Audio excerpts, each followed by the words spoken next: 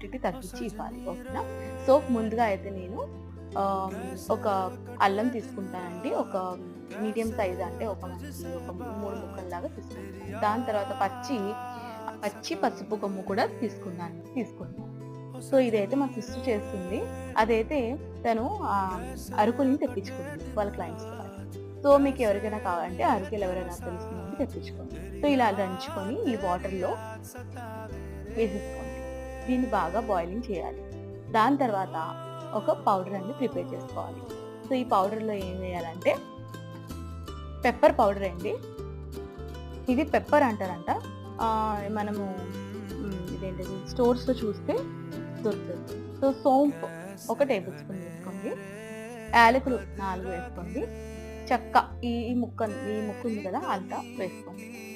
So దీన్ని కూడా బాగా దంచి పౌడర్ చేసుకోండి. దీన్ని కూడా